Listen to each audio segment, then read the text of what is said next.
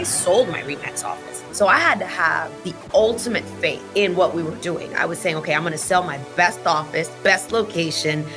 We didn't know the relationships we formed would become these like lifelong friendships and business relationships. And you're one of those people that Taylor and I are like, dude, V crushes it. And we're so lucky to know you and have you in our world. One of my top agents on my team sits on our state advisory board. She doesn't have to be the team leader. Never owned a brokerage, but she's a leader. And this has given her a platform to show up as a leader. What's up, everybody? It's Joe and Taylor coming to you from Las Vegas, as always, and joining us here today from across the entire country. She's on the right coast, as we call it. Veronica Figueroa is coming from, she's Orlando, right? Orlando, Florida. Orlando, Florida. But your team, the sun never sets on the Fig team. Like, where do you guys operate? Is it primarily Orlando, or you have some satellite teams in other places? It's primarily Orlando, but we're super excited. We just launched our Dallas operation. Awesome. So that's growing. Nice. And, we've got a great leader getting that off the ground. But yeah, Orlando's the main hub. Yeah. So she's somebody that Taylor and I got to know through Curator, which is funny. It's like Curator was almost like this high school we all went to. And now we're all doing different stuff. We all still have relationships, with Chris and Jimmy and those guys. But when Taylor found Curator, we would have no idea the relationships that we'd make and the way that it would shape our business in the future, because there's so many people doing so many big things.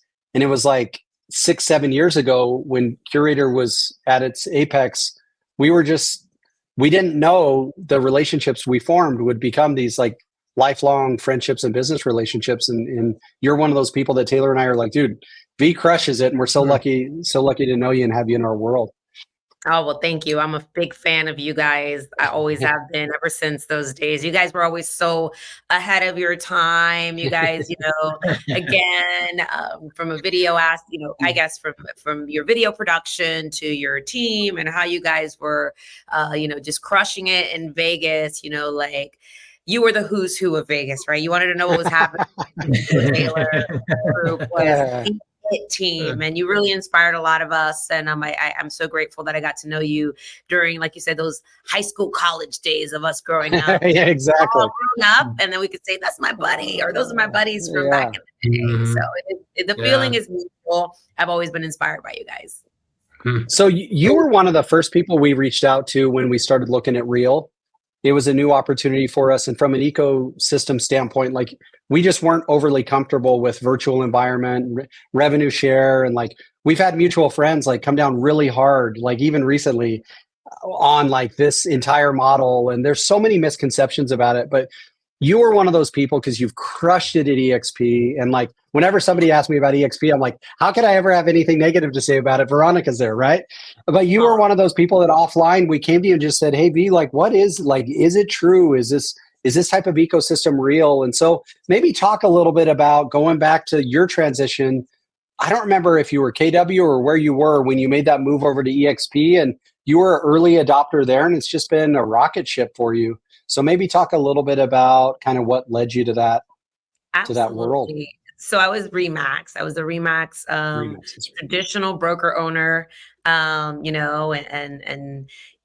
just had a farm area, and we were doing our thing. But for me, I just saw what was happening, and I was like, I want more. I believe that this can work. I was seeing some of the leaders and some of the, I would say, people that I've looked up to in the industry moving over, or we're building really big businesses there. And I was like, let me do my due diligence, very much like you guys did. I called around some friends that perhaps were former executives at Zillow, former executives at Remax, former executives at other companies that I knew. And I called them. I was like, look, I just want to know, like, how does this work? How does this virtual real estate thing work? And I think it really was interesting, just how you can reimagine, right? They gave me permission to reimagine, because we were so wired to think the traditional way. You come to the office, you have to work out of an office. And I still have an office. I do. I choose to have an office, just very much like you guys. And what I love about the virtual model that we're in, it allows you to choose how you want to do it, right? If you want an office, you can have an office. You want to, Mhm. you want to be a branch leader, you can do so for a very small fee and continue to operate your business as you feel fit, or you can have a hybrid, or you, and some people said, I'm shutting it all down. I'm going to model. And it took a while for me to wrap my head around, like, how would my agents take it? What would it do to the walk-in traffic? What would it do to the people who knew that I was the Remax lady at that Remax office? And I sold my Remax office. So I had to have the ultimate faith in what we were doing. I was saying, okay, I'm going to sell my best office, my best location, and my company name was in my team name. So the logo, the balloon at the time was Yeah. in my name. So I was like, oh, and I have to overcome it. Everybody knows me as the Remax lady. In a Yeah. town where I pretty much had market share. I Mhm. dominated market share. But I said, if I'm going to do this, I've got to go all in and trust the fact that this model is designed to be exponential and bigger than just the hyper local and bigger than just a reach that you have in a particular zip code. Right. I just started exploring it. And one of my mentors told me, and at first I said, this is never going to work. But then I had this moment of, just someone said to me, don't, say yes until you have a reason to say no. So everything that they were sharing with me, I was like, I could see how that could work. Wow, that sounds really interesting. And it really opened up my eyes, because sometimes we're the bottleneck to our own business, right? We can't see Yeah. past our own limited beliefs and what we see. And I was like, on the other side of that, what if this does work? What if everything Yeah. else does work? And that's one day my husband and I just had this conversation. We says, you know what? What's the worst that can happen? We'll just go back to the traditional model. Mhm. So what's been the biggest, like, we deal with a lot of misconceptions, right? In this type of ecosystem, we deal with it at Real, you deal with it at EXP. There's other players in the space now. What would you say is the number one thing that people misunderstand about what you've done or what you're doing, and and the ecosystem, the virtual revenue share based agent attraction model? Like, what is something that people think it is that it's actually completely opposite or different? Yeah, I think I have a number of things, right? And some of them will speak to the masses, and then some of them will speak to maybe the Yeah. team leader and the broker owner, who is usually who I speak to a lot. Number one, oh, you're just a recruiting company. That's been debunked. Right. Like, listen, there is no revenue share if there's no production. And I remember Right. there's a video circulating where I said this about 3 years. Not only will we be the largest, but we will be the most productive. I wanted to be with a productive company, and I know when Right. I came to this company, I was on a mission to say, the most productive agents are who I want to be in business with, or the most productive teams. And, I don't want to be known as the icky recruiting person, right? That wasn't even me the first 6 months I came over. I didn't even, like, someone was like, dude, I thought you were, I was like, I don't even know how to recruit, dude. I was like, I was a team leader. So, like, the fact that we came over just to recruit and, like, only cared about, revenue share, like, that was like icing on the cake. I didn't even understand that. I'm not even that smart. I'm Right. not even that Right. smart to figure out it would have brought it up. So I was just like, I'm just going to come because I want to be able to scale my business and expand without any type of, limited areas of expansion. And I really want to be around great leaders and producers that, we can share our business practices. Yeah. So one of the things was like, we're just a recruiting company. That's not true. Number two, the other thing was like, what's in it for my team? I understand it's something that's beneficial for me as a team leader, but what's in it for my team if they're not the team leader, or if they don't care about stocks, or they don't care about Hmm. building a downline, or they don't care about revenue share? And I'm like, oh my God, that there's so much education, so much training. It's doing the same thing that you're doing today that you would normally do at any other brokerage, but like pouring just like gasoline on it, right? And now having this ecosystem and this community of people that we're owners together. We want to lift this company up together, right? And I think it was funny because, back in the days, you'd see someone sitting with, your competitor, or they were sitting, and it's actually starting to come back. We're starting to see a much more cutthroat industry again, which I thought we've done a really good job over the last few years. I would say the last 7-8 years, you saw a lot of unity in the industry, but it's kind of going back to those days of like sitting across the table and you're like, oh no, that's that company, or that's that company. Yeah. So it's funny now, the people who at one point were my competitors before we moved over, like my agents will go to their office and learn from them, and they'll come to our office and learn from each other. And that in itself, I've seen so many people's business grow just because the collaboration truly has been a part of the value proposition. My agent yesterday, one of my top agents on my team sits on our state advisory board. She doesn't have to be the team leader. She never owned a brokerage, but she's a leader. And this has given her a platform to show up as a leader. And my operations director, who helped us build a really robust onboarding process, and that we have people call us from all over the country now because we've shared it with leadership, she was invited to be on the operations advisory council. Like, this is truly a platform where our agents have the same opportunity than we do, where before the old brokerage model wouldn't allow that. It was like, we were the top and we decided what you can participate on here. Here, we're all one.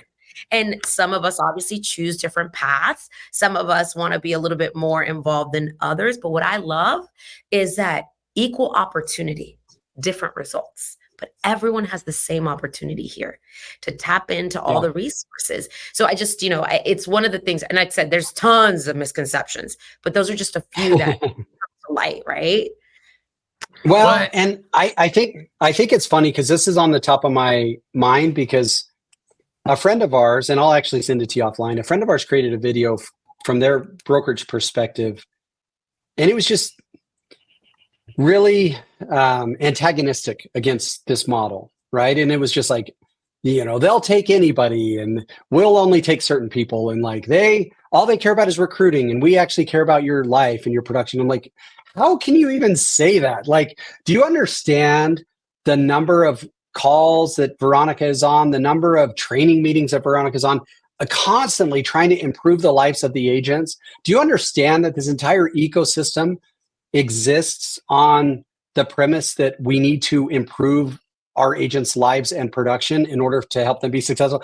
And so it's just funny to me because there are these, it's almost like the older I become, and Taylor and I have talked about this before, the older I become, the less I can say I would never, or I can judge people for the decisions they made, because I find myself, given similar circumstances, I make the same.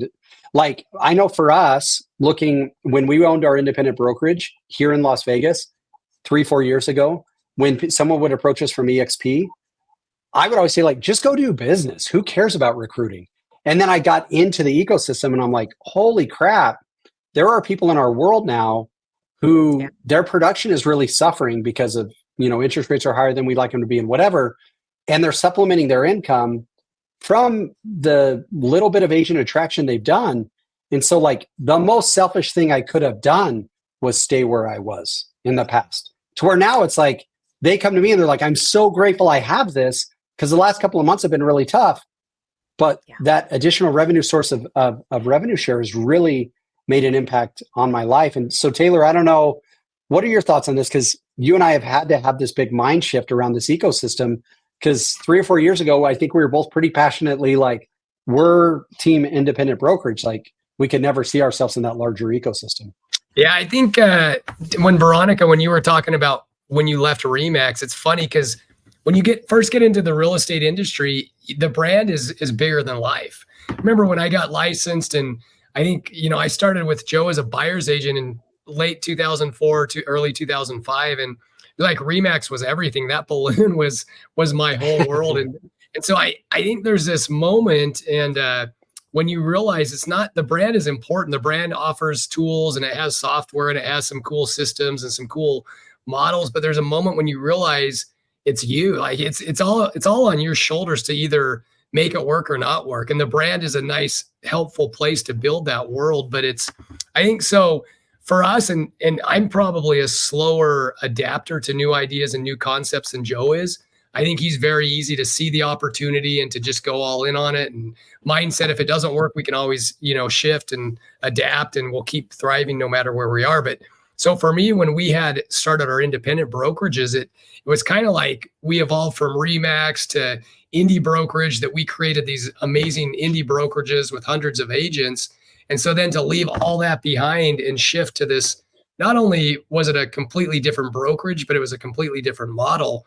It took me a minute to wrap my mind around it, but then I just reflected back on, no matter where you're at, no matter what choices you're making, if you put in the effort and you work really hard, you can kill it pretty much anywhere. But what I love about this model is if you work really hard and crush it in this model, it exponentially nonlinear rewards you for your efforts.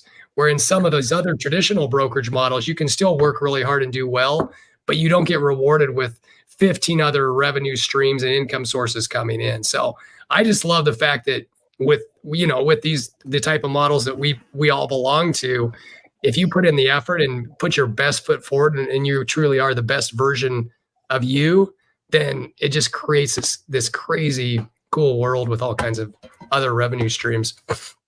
Yeah. And I think that, if you look at the brokerage model, nothing's really changed other than, there's now this financial incentives, where before most brokerages still grew because an agent was happy and they helped another agent, or they inspired someone and they says, hey, I'm going to get into the business because of you, or I see you're crushing it. Can I join your office? And I remember when I was a broker owner, I had a lot of agents say, hey, my friend wants to join our office. Can I set up a call with you? And I was like, sure. We would see if there was a cultural alignment. We would talk. I would try to see if, what was, what their dreams were, what was important to them. And some were a good fit for us, some were not a good fit for us. But I would say my little humble Remax office that grew to 52 agents, grew because of the result of us impacting our agents' business, helping them grow their business, and them people seeing that they were happy. It's no different here. Now we have a financial incentive that isn't meant to say, don't be productive. It's meant to say, hey, thanks. We're in this together. We're building this together. And, the way I look at it is like, this has always been how brokerages grow, right? It's just different who's getting compensated now. I do believe that we're going to see more of that, because I think, of our founding fathers of the rev share, we to be, to be one that is very lucrative when you bring value. Value, it's different for people. I have people who have said, this really just helped me with my mortgage payment. Oh my God, this helped. Even one of the agents on my team, when we talk about the little story, she says, this paid for me and my daughter's dream vacation. I was able to take her to Hawaii, didn't have to tap into my savings or my commissions or anything. This was just a really nice way. She said, thank you, Veronica. One of my other agents who's on my team, he loves flipping. And when I showed him how to open his dashboard and all the, when the stock was doing really, really well, and he opened it up, he's like, I don't even know what happened. I was like, let me sit you down. Let me show you. He opened it up. He looked at his wife. He was like, we're buying another flip today. And, things, right? It's just the little wins for people to say, like, thank you. I'm not just dependent on that last closing. Because what do they say about our industry, right? You're only as good as your last deal. Well, this changes things, right? Yeah. If you can impact lives and you can help people, it's the gift that keeps on giving, so long as you're bringing value. So talk about this, Veronica. Like, Taylor and I have long been very independent in our business model, in that, like, we are self-source lead generation. We personally have always kind of stayed away from the Zillows, the realtor.coms, the homes.com. Like, even with Curator in their marketing efforts, we were always like, no, we got it. We're good. Right. Like, I think maybe it's just the wild, wild west in me or whatever. I'm like, I want to know that I can control this myself. But some of our greatest business partners, like Spring Benson's a big Zillow Flex partner. And I know you are or were a big Zillow Flex partner. Like, what is kind of at the heart of the Figueroa team? Like, what do you guys, are you still really bullish on the the Zillow Flex situation? Are you like, how do you generate? Because you guys crush it. I don't know unit wise what 2023 looks like. If you're anything like us, it's down a little bit from Oh, 2022. yeah. Definitely. But what is kind of at the heart of your business when an agent comes to work with you? Like, what is the Figueroa way of doing business? Yeah. So, we had to face a real hard truth in our business, maybe a little bit before most did, because we were the Zillow instant offers, Zillow offers team, right? And that really took over our business. I'm super Yeah. grateful for the opportunity. It really was a unique opportunity that gave us so much, I would say, so much runway to build Yeah. something. And I will forever be grateful for that. I mean, we were the team that also helped beta test instant offers. Whatever the outcome was, we learned a lot. But when it was time to sunset that, we said, okay, what is this going to look like for our business? Because we were building it around a lot of that infrastructure. But what people don't know is prior to that, we were a homegrown farming team. We were belly to belly, elbow to elbow, community events, dialing, prospecting our sphere, and doing what a great, I think, real estate foundation should look like. And we got a little bit away from the things that got us there. And I'm humble enough to admit that. But we still had enough of community, reputation, notoriety, credibility that we even when half of our business was Zillow offers, the other 800 transactions that we were doing were still sphere-based, dialing through our database and doing all the things that, again, most great agents should do. Then add in, of course, interest rates changing, Zillow offers sunsetting, and all the things that were happening in our economy. We had to look at our team and say, what does the next iteration of the FIG team, what's that going to look like, right? So I'm very proud to say that over the last 6 months, our leading source has been Sphere and outbound prospecting in our database. And Zillow has, Zillow is still a strong partner for us. We value that relationship. Do we want it to be 100% of our business? No, I wouldn't recommend that to anyone. I don't think you should have any one source be 100% of your business.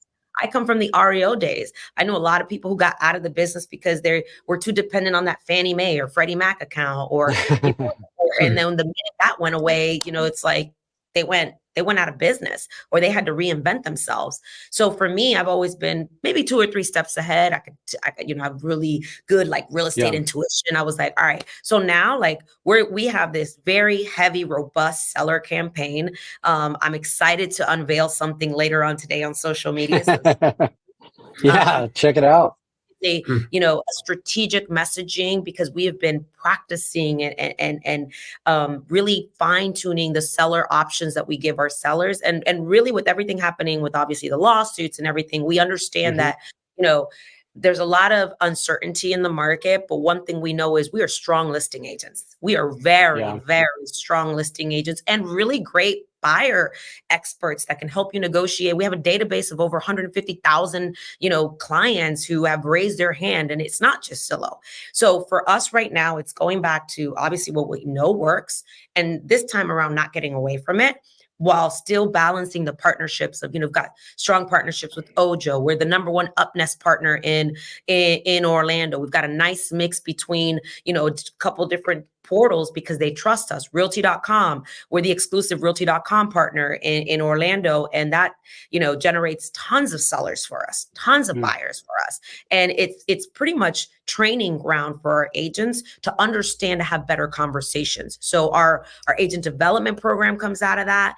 And, it's a nice mix between online lead gen, video marketing campaigns, things that we do to stay in front of the community, while also helping our agents develop their sphere, build a brand, and know that we are not going to be dependent on one lead source. We're going to go out there and determine our own economy.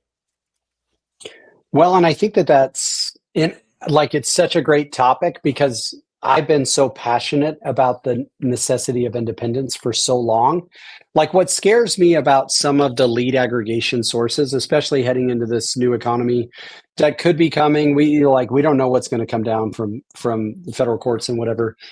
I'm always afraid that if not to name anything specific, but if I was with XYZ lead gen, and it was like 35% off the top, and I built my entire team around that, and they go, hey, it's now 40. Yeah. It's like, Well, okay, like, what am I going to say? Yeah, it's now 45 or it's 50. And like at some point, like if I build my entire business based on that, where the only sense of security I have is around being able to hunt. And like, not to say to your point, if somebody brings some potatoes to the table and they bring some bread to the table, it's not like we're not going to eat it. But we also can never lose. And I love that you said that, like our identity as hunters. Like we have to be able to create for ourselves. On the topic, right now, go next ahead. door, we have 3 different shifts of our agents dialing together, with the performance coach there. And they're, all 3 of our success coaches are next door with them every day, Monday through Thursday, having conversations, dialing through the pond. We call them, it's not the sexiest name, but we call it the pits, and it means productivity, intentional time together, productive time together. And we're sitting there having conversations, role playing, practicing our cash offer scripts, practicing our, all the different conversations that we run into, so that we can become sharper. We can help guide people through their situations. And what do wins look like? Wins don't necessarily mean it's a closing. Wins can mean an appointment. Wins can mean, a referral. It can mean that, hey, you know what? Can you send me that CMA? And do we want to say CMA? Or are we equity analysis experts? We want, to guide people. So next door, that's what's happening. And that's not dependent on waiting for someone to give us a lead. We're going to hunt in the database. And that happens every single day on our team. And we don't do enough of a good job to showcase that because we keep our heads down. But I will tell you, usually the results show up. Well, let me ask you this. So you deal with a similar issue we deal with in Vegas. And Taylor, you and I have talked about this a lot. Like the competition of the strip for talent is a real issue for us. And other people in other markets don't understand this, right? If we were operating our team in Denver, there's not a lot of grow like state domestic product that is competition for talent. However, in Orlando, you really do have tourism, theme parks, and things like that, where people are like, do I want to hit the pits or do I want to go be like a performer at Disney World? And like that is competition. Universal Studios is competition for talent.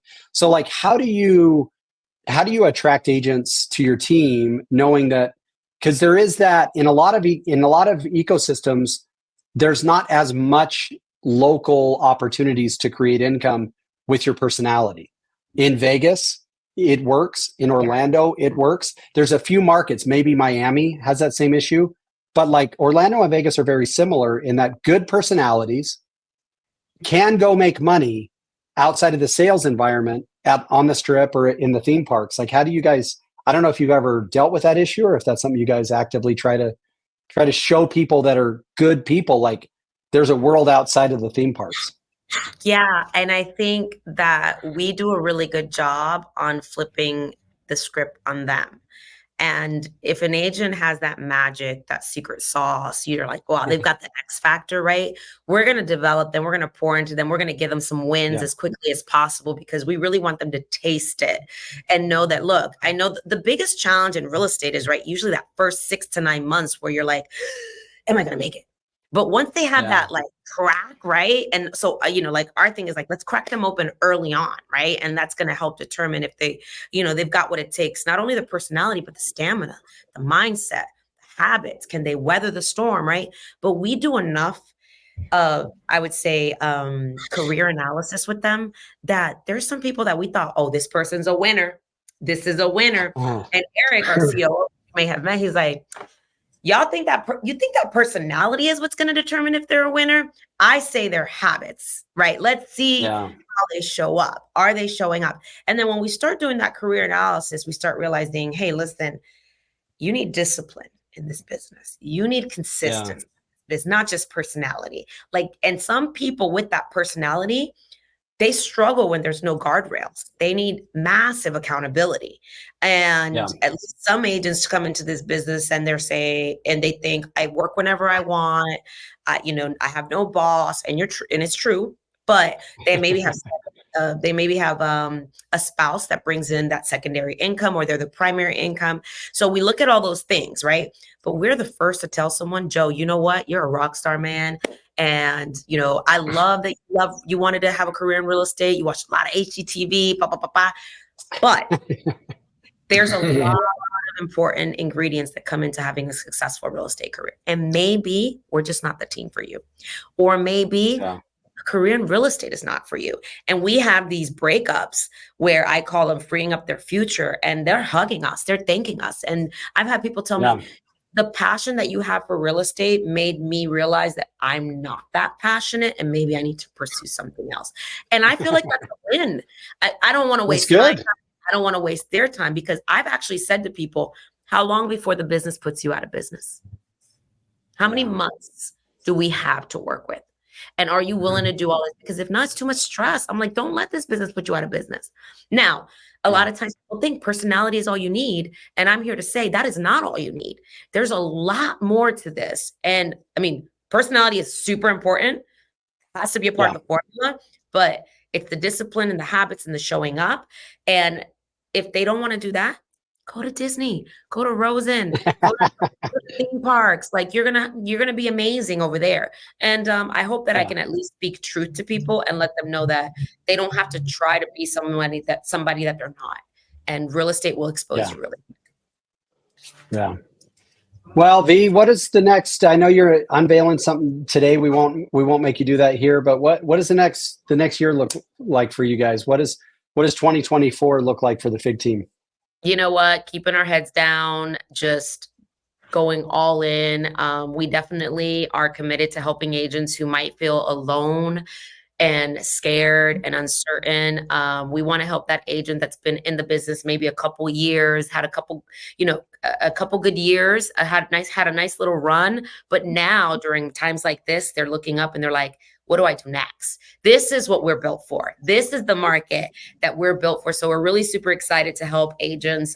Fig team is on a mission. I throw out this number, and again, maybe it's too much of a BHAG, but we're hoping to be at about 120 to 150 agents. We want to impact 120 to 150 agents' lives in the Orlando Central Florida market. And now that we're also expanding into Dallas, and we've got a couple more cities that we just got the green light that we're getting ready to launch in, and we found those leaders. So growing with strategic leaders and helping really great agents who are culturally aligned with us be a part of it, because we don't want to leave any of them behind, and we don't want them to think that they can't thrive in this market. This is the market where what I call separation season, where the winners really rise, and it's a product of their environment. I love it. Well, there was this moment, V, when I came to see you in Orlando. I came to your office and Phil Jones was there, and I always looked at like these moments in athletics where like two people maybe playing for different teams would come together at the end of a game and like exchange a jersey, and they were like, dude, they're still my people, right? And I felt like we went to Real, we started to have some success. You were crushing it at EXP, and we hadn't seen each other in years, gave each other a big hug, and we're like, you're still my people. So it was like I am the biggest Veronica Figueroa fan. We're huge EXP fans. We love everything you're doing. We're place partners together. We didn't even have time to get into that, but just know that you got huge fans here in Vegas rooting for you. We're grateful for you. Big female entrepreneur fans. Like there's just too many guys like Taylor and I in the world, like trying to whatever. It's like you and Spring and Amy Youngren. And there's like these female entrepreneurs that were just like, dude, we're all in. They're the best. Well, I'm a huge fan of you guys too. And it doesn't matter what brand we're at, guys, we got to stick together more than ever. I think Ben and Chris said it best. It's not brand agnostic, it's brand inclusive. We are in this industry together. And I feel so blessed to consider you guys a friend. I know I can phone a friend, whether I had a real question or an EXP question or an industry question, I can call you guys. And I feel like I just have that line to just really honest leaders. So thank you for everything you guys are doing. And I'm cheering for you guys. I'm cheering for you guys as well. So appreciate it. Crushing it. Thank you. Thank you. All right. Thank you. Talk soon, guys. All right. Thanks.